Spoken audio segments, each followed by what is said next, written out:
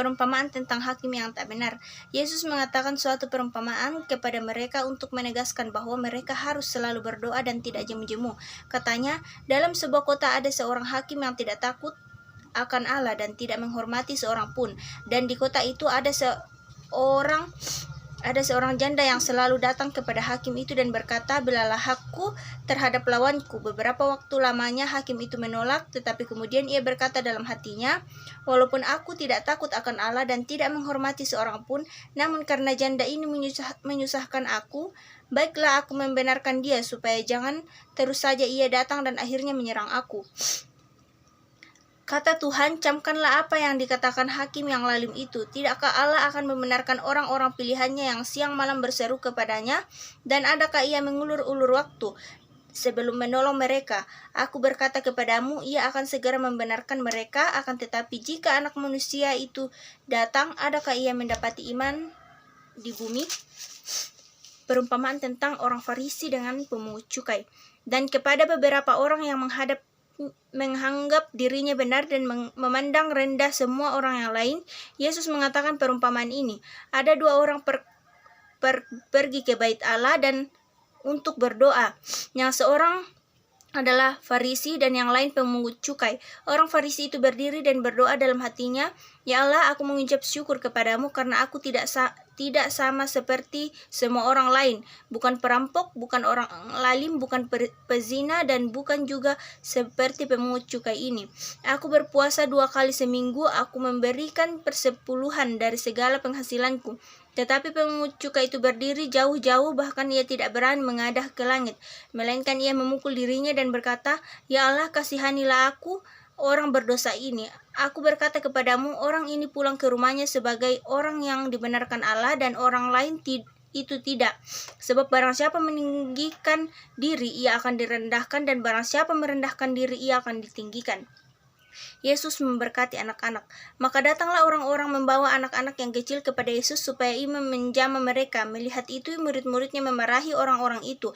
Tetapi Yesus memanggil mereka dan berkata, "Biarkanlah anak-anak itu datang kepadaku, dan jangan kamu menghalang-halangi mereka, sebab orang-orang yang seperti itulah yang mempunyai kerajaan Allah. Aku berkata kepadamu, sesungguhnya barang siapa yang tidak menyambut kerajaan Allah seperti seorang anak kecil, ia tidak akan masuk ke dalamnya." Orang kaya sukar masuk kerajaan Allah. Ada seorang pemimpin yang bertanya kepada Yesus, katanya, "Guru yang baik, apakah yang harus aku perbuat untuk memperoleh hidup yang kekal?" Jawab Yesus, "Mengapa kau katakan aku baik? Tak seorang pun yang baik selain daripada Allah saja. Engkau tentu mengetahui segala perintah Allah. Jangan berzinah, jangan membunuh, jangan mencuri, jangan mengucapkan saksi dusta tentang sesamamu, hormatilah ayahmu dan ibumu." Kata orang itu, "Semuanya itu telah kuturuti sejak masa mudaku." Mendengar itu, Yesus berkata kepadanya, "Masih tinggal satu hal lagi yang harus kau lakukan. Juallah segala yang kau miliki dan bagi-bagikan itu kepada orang miskin, maka engkau akan beroleh harta di kerajaan sorga. Kemudian datanglah kemari dan ikutlah aku." Ketika orang itu mendengar perkataan itu, ia menjadi amat sedih sebab ia sangat kaya. Lalu Yesus memandang dia dan berkata, "Alangkah sukarnya orang beruang masuk ke dalam kerajaan Allah, sebab lebih mudah seekor unta masuk melalui lubang jarum daripada seorang kaya masuk ke dalam kerajaan Allah." Dan mereka yang mendengar itu berkata, "Jika demikian, siapakah yang dapat diselamatkan?" Kata Yesus, "Apa yang tidak mungkin bagi manusia, mungkin bagi Allah." Upah mengikut Yesus.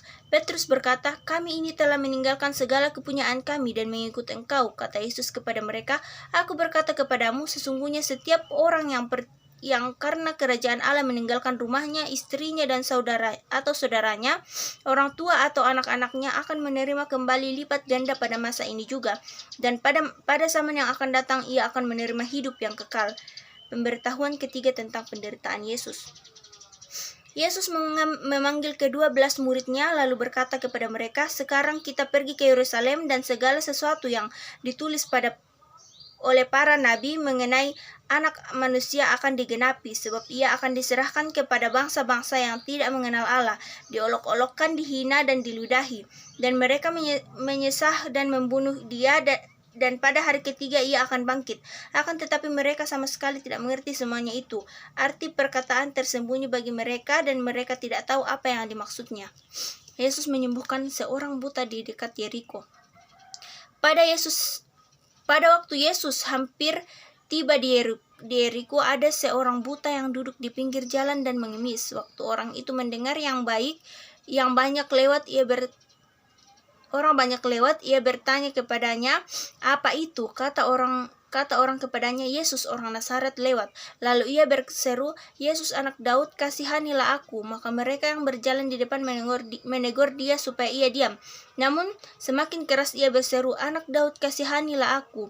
Lalu Yesus berhenti dan menyuruh membawa orang itu kepadanya, dan ketika ia telah berada di dekatnya, Yesus bertanya kepadanya, "Apa yang kau kehendaki supaya aku perbuat bagimu?" Jawab orang itu, "Tuhan, supaya aku dapat melihat." Lalu kata Yesus kepadanya, Melihatlah engkau, imanmu telah menyelamatkan engkau." Dan seketika itu juga melihatlah ia, lalu mengikuti dia sambil memuliakan Allah. Seluruh rakyat melihat hal itu dan memuji-muji Allah. Amin, firman Tuhan.